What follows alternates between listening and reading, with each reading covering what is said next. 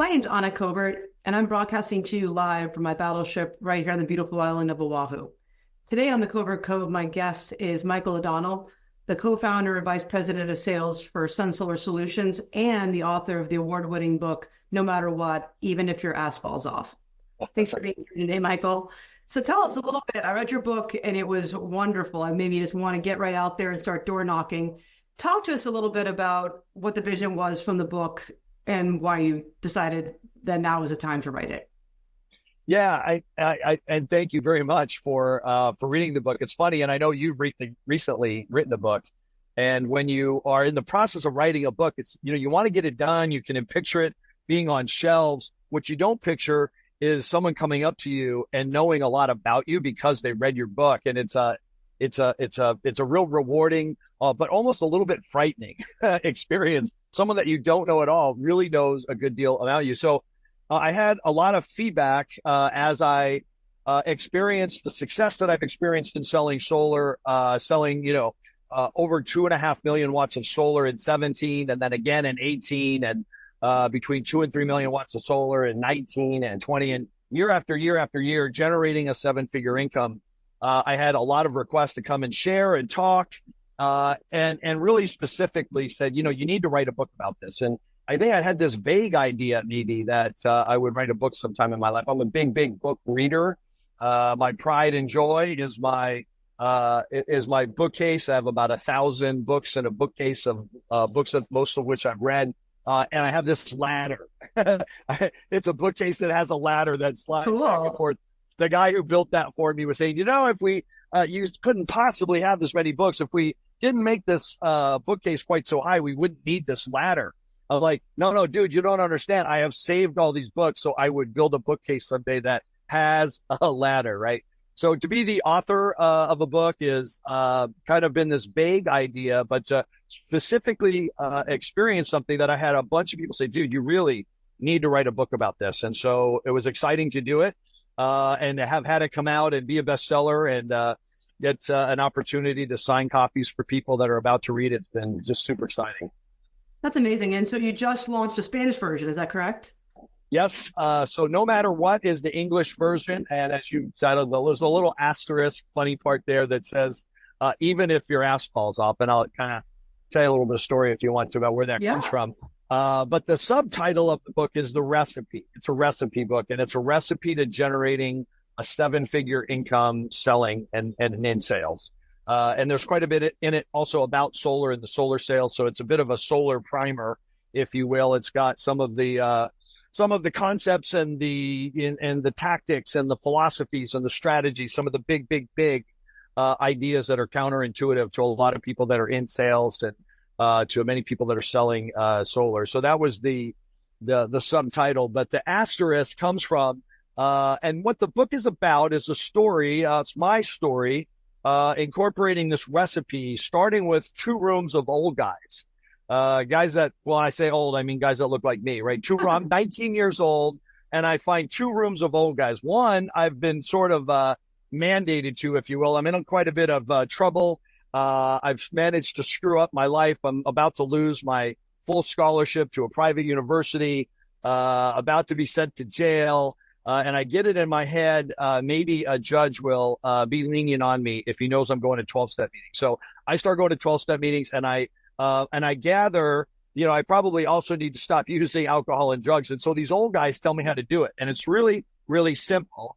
Now, they didn't say it was going to be easy, but they said it was going to be really, really simple. And the answer is go to 90 meetings in 90 days. And you're like, oh, okay. Yeah, but you have to go no matter what. Like, it doesn't matter what the issue is. You're going to go to a meeting every day, no matter what. Like, I think I can do that if I can get these guys off my back and free myself from all this trouble I've managed to get into myself into. And they said, oh, wait, hold on. There's a catch. The catch is 2 things. One, you have to go every day, no matter what. And that means even if your ass falls off, pick it up, take it to a meeting. And that's where that asterisk comes from. It's supposed to be a little bit funny. And then, oh, by the way, there's a catch. Here's the catch. You got to not drink in between meetings and not take any drugs in between meetings. So like, oh, that makes it still as simple, but nowhere near as easy. It's not easy for somebody who's manage to get themselves into that much trouble drinking and using. I'm 19 years old. I'm in college. I'm, sort of having the time of my life, but really what I'm doing is ruining my life because of the consequences. I don't know. And I find out, just add alcohol, and I'm a criminal and a jerk and a guy who caused a lot of problems and trouble. So that was the first room of old guys. Now that I'm not drinking every day, and I'm starting to say, what am I probably need a job. I'm also going to school, and I just answer an ad. And you might be old enough, Anna, to remember this, but people who are my age will remember that when you needed a job, you bought a newspaper and you went to the very, very back couple of pages, which were the classified ads. And then you went to Help Wanted. And that's what I did. I had been on the phone selling stuff since I was 12. And I had my first real job probably at 15 years old. I'm on the phone selling tickets to the policeman's ball. And I later learned out that if you've got a phone job, you make more money when you're selling a $10,000 home improvement than when you're selling a $20 ticket to the policeman's ball. So I migrate over to home improvements. I'm in college. I need a job. I'm going to meetings. I'm newly sober.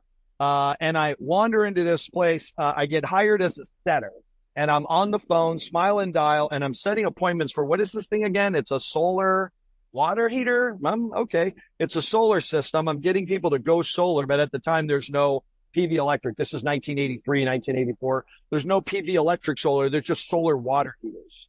And so I'm on the phone. I'm a setter.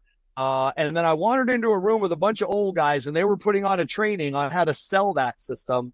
And I sat down in the back of the room and I listened how to do it. At the end of the meeting, I'm like, I can do this. I can do this. And I go to the phone room, get a lead off the wall, get an appointment off the wall, go run the appointment, show that to them. It's a compelling presentation. There's just after the big energy crisis that we had in the 70s. The world's a little upside down because of high inflation and super high interest rates. Any of that sound familiar? Mm-hmm. Any of that sound like, yeah, holy smokes. Fast forward to, 2020 COVID and 2021, 22 we're at. So high interest rates, high inflation, energy crisis, super compelling presentation. And they said, guaranteed they're going to want it when you bring them through this slide deck, which a slide deck at the time was an 8x11 3-ring binder with slick put in the little plastic cellophane, right? That was a slide deck. I bring them to the slide deck. They're going to want it. And the guy says, but here's the thing. They're always going to want it, but they're going to want to do it on a different day. They're going to want you to come back on a different day for some reason. There's going to be a really good reason why they can't do it today. They need to do it on a different day. And here's the thing. When that happens, here's what you do. And then they taught me how to close a sale. Somebody who sold but not closed.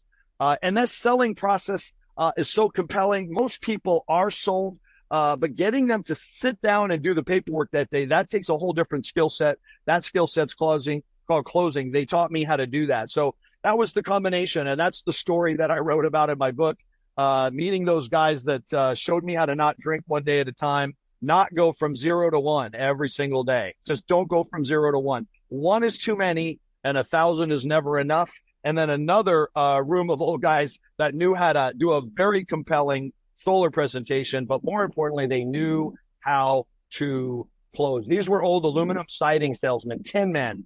Everybody's seen the movie Glengarry Glen Ross. You've probably seen that movie, right? Put down that coffee. Coffees for closers. Fun movie, great memes. But if you really want to know the life of a door-to-door home improvement salesman, which solar is a door-to-door home improvement program. If you want to know the ins and outs and really see the antics involved in having that career, watch the movie Tin Men with Danny DeVito and Richard Dreyfuss. So these guys were tin men and they knew how to do it. They taught me how to do it. When I experienced the solar tax credits ending and my college career was about IT, I spent the next 25 years in the IT world. I'm in sales. I sell mainframes, then networks, then I'm selling communications and fiber optic infrastructure. At the end, I'm selling cloud networking, cloud computing infrastructure. When I make the trend, I see these solar systems going up on roofs like hotcakes. I'm like, I know how to sell those things. And that's when I met my partners, Val and Troy, and got into the solar. That was 2015. And so the book is a story about what happened for me And one of the breakthroughs was really understanding. I had some great results, but up and down like lots of salespeople. And coming to an understanding that the same thing that made me successful in that one room where you don't go from 0 to 1 every day with alcohol and drugs, I needed to employ that same simple concept where instead you do go from 0 to 1 every day with knocking on a door, picking up the phone, calling somebody, reaching out, talking to someone who's not yet a customer and going, hey, I sell solar. Can I get you a free quote? Hopefully in a more compelling pitch than that. But that idea of going from 0 to 1 every day and then letting that be the momentum that carries you forward. That's what I learned how to do. That's what the book's about. That's what my training academy, MOD Sales Academy, is about. That's what I'm doing every single solitary day with the people that work for me at Sun Solar Solutions, is I'm teaching them, one, what to do when they get there, but more importantly, how to get there every day. How can you get yourself up to bat 3 or 4 times a day, make 3 or 4 presentations a day, and close most of them, over 50% of them. You're going to have to be really good at it. You're going to have to be a great closer. But most importantly, you're going to have to be in motion, doing the things that cause you to be at bat every day, 3 or 4 times a day, and come up with a batting average that puts you into 7-figure results. Luckily, in solar, if you do those things, you're going to end up making a 7-figure income. That's just what this job pays. Yeah, that's one of my favorite parts of your book was just the concept of that you're actually being paid for no, right? I think that was really compelling to me, that, because the disappointment, and it does dawn on you, right? And how many rejections can you get? But when you start to frame it as, hey, you got your money in your pocket and you just made $50 because of that no, and that's what you're out there looking for no's, because eventually you're going to get that egg with the $3,000 in it. And if it was easy, everyone would do it. I call it a direct marketing. When I'm recruiting folks off of, ads and Indeed ads and people who come through my social media and I'm talking to them, I call it a direct marketing position. And folks that don't do well in the direct marketing job end up doing business with your firm because they're willing to pay almost any amount of money to be up to bat without having to knock on those cold doors. And so they're doing the traditional marketing, the new marketing, the digital marketing, all of the things that you and your firm specialize in at Covert Communications. Why? Because I'll be honest with you, even with my training, even with my being on my call every single solitary day, I do a daily call at 8 o'clock in the morning designed to get people from 0 to 1. Boom, get momentum going every single day. Why? Because it dies every single night. And hesitancy, the resistance to getting yourself out onto a door, knocking on it, boom, it opens up, and you're going to talk and they're going to talk. And 9 times out of 10, that's going to result in them saying, no, thank you.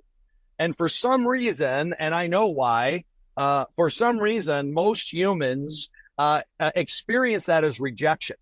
And when your job is to experience rejection 30, 40, 50 times a day so that you can find 3 or 4 people a day that say, well, yeah, sure.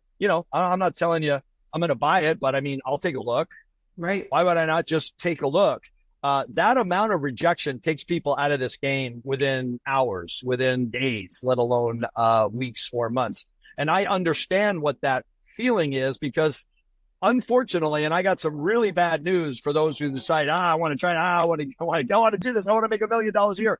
That feeling does not go away. I would love to tell you that you get to a point and it's just fun and it's just easy. You do get there every day after you've been in, 3 or 4 conversations and you've kind of knocked the cobwebs off and you've overcome this mountain of resistance. Well, now that you've got momentum going, now you're just rolling downhill. But you have to overcome it literally every day. And that's the tough part. That's what I work with people, how to set up a series of behaviors and rituals and habits and mindset so that you're realizing you're not experiencing rejection. That's not rejection. I mean, even if it is looking like rejection, like say you were to go to someone invited you to go to the college dance, right? And you go to the dance or the high school dance and you ask 30 people, hey, would you like to dance? And 27 of them say, no, you're ugly. No, you're ugly. That's kind of what it feels like when you knock on doors and people are and you're experiencing people going, there's someone at my door. What do you want? That kind of feels like you're at a dance again. Would you like to dance? So they go, no, you're ugly. Now, first of all, almost no one says you're ugly, right? If you ask 30 people to dance, probably would more than 3 or 4 would say, you know, what the heck, you are ugly, but I'll dance with you. But no one would say, no, you're ugly. What they would say is, no, thank you.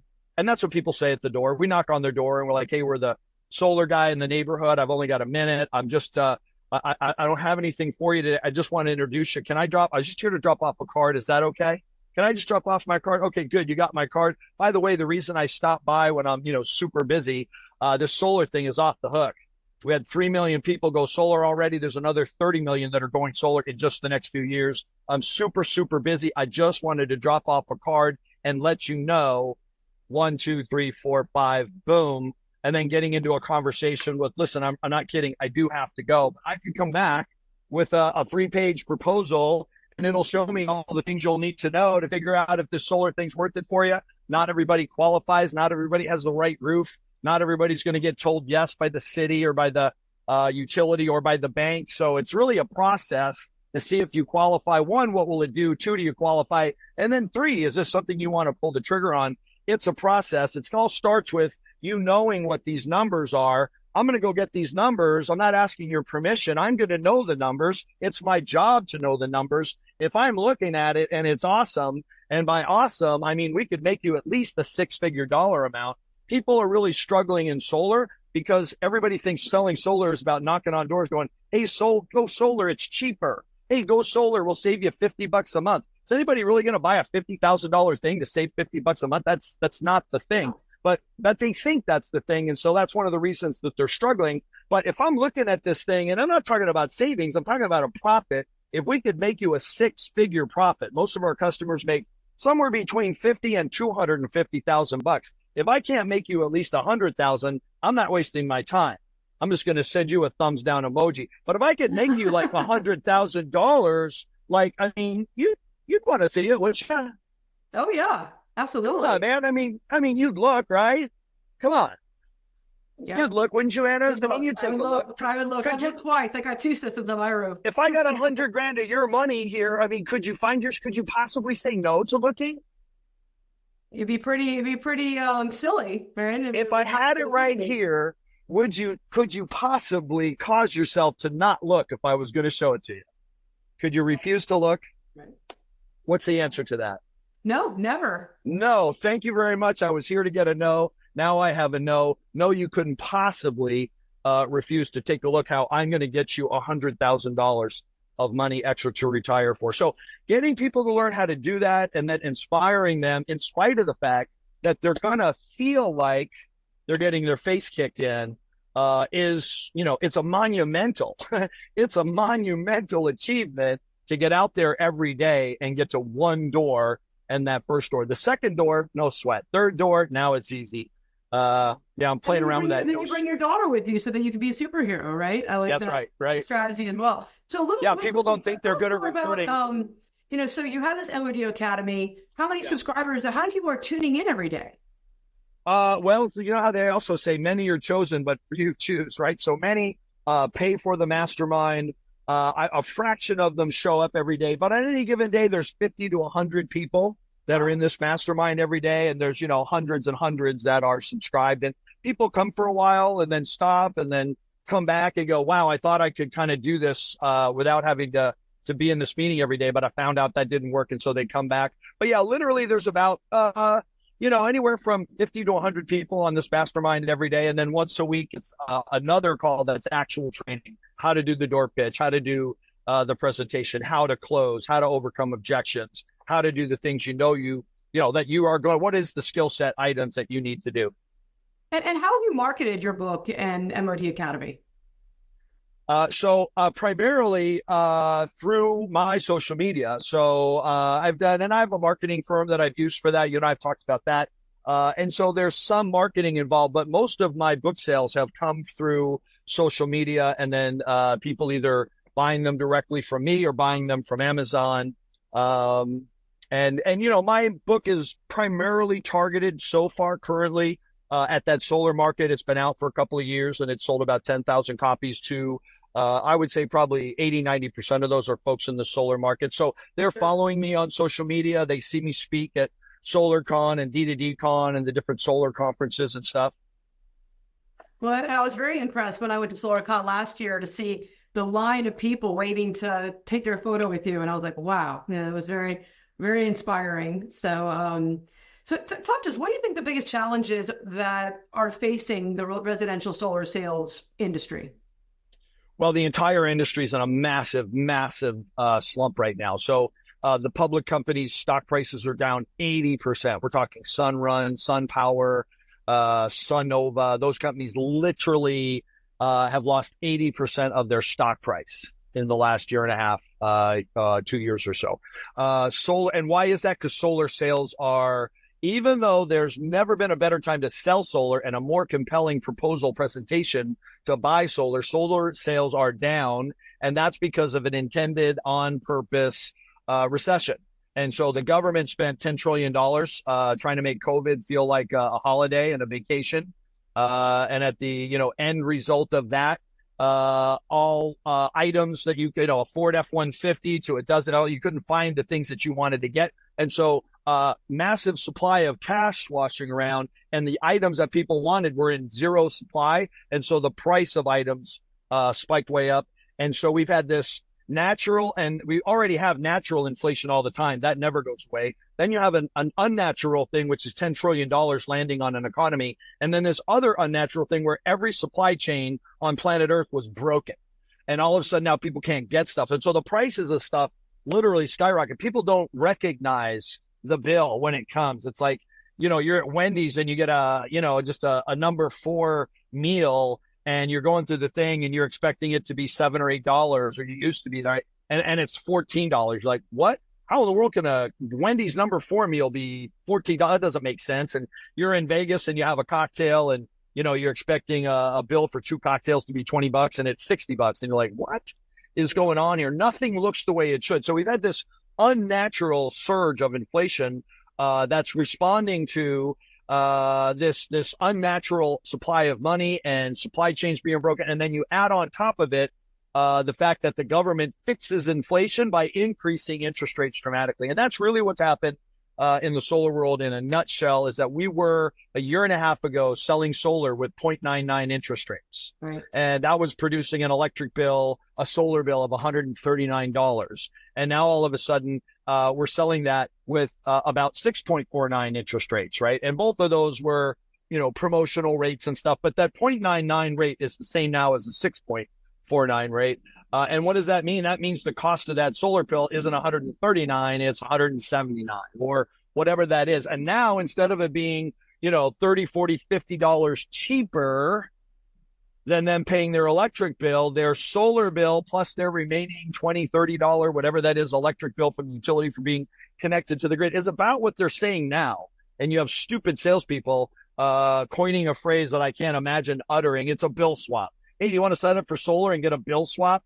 Like, bro, solar was never, like, if you're buying a $50,000 thing so that you can make enough money to go to Applebee's once a month, if the enough money to go to Applebee's once a month is causing you to or not to buy a $50,000 thing, you're just completely missing the boat. Luckily, the homeowners didn't miss the boat. You were selling solar because it was cheaper. It had nothing to do with being cheaper. It has to do with a superior financial strategy that's literally going to rescue you from profound cataclysmic consequences if you don't get a handle on what energy costs and you just ride this crazy train of what they're going to cost on purpose by the government with this new kind of inflation, and then deciding we're going to pay for 30% of everybody's solar panels. How are we going to pay for those? Oh, easy. We're just going to tax fossil fuels. We're just going to tax coal, and we'll be really happy because we're paying for the solar panels, and coal is going out of business by 2030, right? You're not going to be able to just dig rocks out of the ground, light them on fire, and pass the new EPA emission standards. This Green New Deal includes incentives, but it also includes the stick. And the stick is you cannot burn crap anymore out of the ground. You can't gather firewood or dig rocks or pump sludge out of the ground, light it on fire, and just spew into the atmosphere. Like, how was that ever a thing? Now, when you look at it, man, have you ever gone to Europe or something in the last 10 years and there's people smoking next to you and you're like, bro, who smokes in public? What are you doing? Well, that's what we're doing now with fossil fuels. We're just lighting them on fire and we just spew. Everyone at home has a water heater and it's on natural gas. What are we doing? We're burning the natural gas in our garage, hoping not enough fumes escape out of that to hurt anybody locally, like local in your house. And then we just spew the fumes out the top of the flue. Like, what's going on there? And we don't even make an attempt to capture some of those fumes. We just spew. And all of a sudden the EPA is going, no. And people think it's like, oh, you can't, they think they're messing with us. Oh, you can't buy gas water heaters and gas stoves and gases. Like, people are like, that's not fair. That's un-American. It's like, no, you can buy a gas thing and light it, but we're not going to let you spew. So if you want to buy a gas water heater, you got to have some sort of carbon capture. And that's what's happening at power plants. You can light coal on fire if you want to, but you're no longer allowed to spew. That's a law. It's FDA or the EPA. It's new regulations. It's not a proposal. And the carbon capture equipment that is mandated is going to cause the price of that product to go up. It has to. There's no way that it can't. It's going to go up to a point where affording fossil fuels is going to go from $2,000-3,000 a year to $10,000-20,000 a year. It's just going to happen. Fossil fuel kilowatt hours are going to go from where they are now, 20 cents. And by the way, they were 2.5 cents in 1970. And they've doubled every 15 years. For the last 60 years, they've doubled. And now we no longer is dealing with this normal inflation that we've always dealt with, which has caused it to double. Why? Because the price of everything doubles every 15 or 20 years. But now we're dealing with massive inflation and the fact that we got to pay for all these solar panels and the fact that we're going to tax these fossil fuels literally to death with new taxes, new regulations. Man, if we don't get better at explaining this to people and having them figure out, man, I need to get the hell out of the way of this freight train that's going to take me out, they're going to be in big, big trouble. So, how do we get people to understand how to convey all that, right? You're asking me what's the trouble with the solar industry? The trouble with the solar industry is it doesn't know how to convey this. They have the most valuable product on planet Earth, and sales guys are taught to run around, knock on doors, and go solar because it's cheaper. Right? Really? Yeah, is that the issue? You're 100% right, and we really saw that happen in California, with this NEM 3.0, and it's the end of solar. And I'm like, guys, here in Hawaii, we haven't had NEM since 2012, basically. Right. Yep. It didn't end. It just now one has to have a battery, right? Yep. And the industry is, we're at 30% solar here, and our mission is to be 100% renewable by 2045. And there's no such thing as a bad solar guy in California, because every time you turn around and they don't know what they're doing, the utilities increase the prices again. So since NEM 3.0, they've already jacked up the rates again. And now all of a sudden, solar is once again cheaper. In California is the one place where you can always say solar is cheaper. Yeah. But now, why did the most, forward-thinking, green state, liberal state has the most solar? Why did they go from net metering, which is kind of the way solar should be transacted between utility and the grid and the customer? Why did they get rid of that and go to like crazy low, 3-cent buyback prices and things like that? And the answer to that is special interest money. And so as the solar becomes more and more necessary, instead of just a novel, cool idea, they're going to take away a lot of the incentives. Net metering is an incentive. There's no way in hell, if you asked a utility to handle this transaction, they would choose to do it at cost. They would never choose to handle buy, sell, thousands of kilowatt hours and sell it at the same price they buy it. And what's happened in Hawaii, what's happened in Arizona, now in California, is they buy at one number and sell. They buy it from you at one number and sell it back to you at a much higher number. And so if you're in a place that has net metering now and you're not getting solar now, you're going to experience profound regret.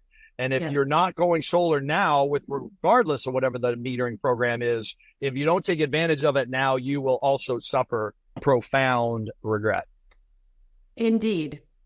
So real quick before we end, tell us about your new book that's coming out and what the topic is and when we can expect to see on the shelves. It's more directed at the consumer to have them understand this concept. Right now, we're talking to industry insiders, and I'm constantly talking to solar salespeople. But this concept that the government has decided that the price of fossil fuels is going up, and they're doing it on purpose. One, to fund the Green New Deal, and then two, the Green New Deal is going to just make it, absurd, the price absurd. And so what homeowners don't know and what like Detroit just figured out, because Goldman Sachs just figured out the new law, figured out the Green New Deal, and they went to Detroit and said, hey guys, you got to come up with a plan now to stop manufacturing gasoline engines in the next 10 years. I'm standing in front of a Tesla charging device, right? Tesla is actually one of my partners in the solar business. We sell Tesla inverters. We sell Tesla batteries. We have a great partnership with this company, but this company understands that they're in the space, they're where the puck is going.